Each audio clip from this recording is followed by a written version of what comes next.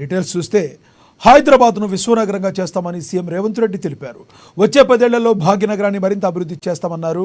గోపనపల్లి ఫ్లైఓవర్ను మంత్రులు వెంకటరెడ్డి, శ్రీధర్ బాబుతో సీఎం రేవంత్ రెడ్డి ప్రారంభించారు. ప్రారంభోత్సవంలో డిప్యూటీ మేయర్ మోతే శ్రీలత, ఎమ్మెల్యేలు, ఎంపీలు, ఎమ్మెల్సీలు హాజరయ్యారు. శేర్లింగంపల్లిలో చెరువులను కాపాడుతున్నట్లు సీఎం చెప్పారు. శేర్లింగంపల్లిని ఇంకా అభివృద్ధి చేస్తామని తెలిపారు. ప్రజా సౌకర్యం కోసం నిర్మించింది.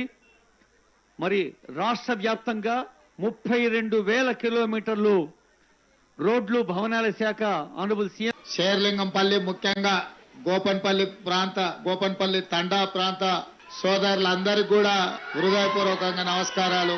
ఇంత వర్షం ఉన్నా అక్కడ రాజునాయక్ చేయూపుతున్నాడు, చూసిన రాజునాయక్, చూసిన అందరిని చూసిన.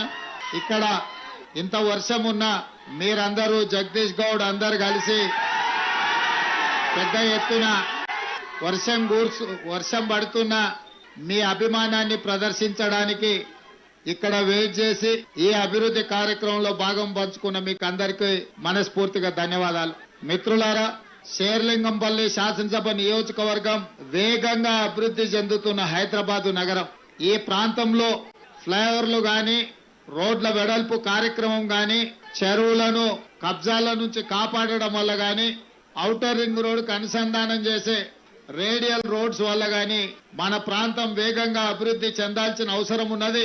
ఇంతకుముందు గాంధీ గారు, కోమటిరెడ్డి వెంకటరెడ్డి గారు, శ్రీనివాసరెడ్డి గారు చెప్పినట్లుగా ఈ ప్రాంతంలో అభివృద్ధి కోసం అవసరమైన ఏ నిధులను ఆపకుండా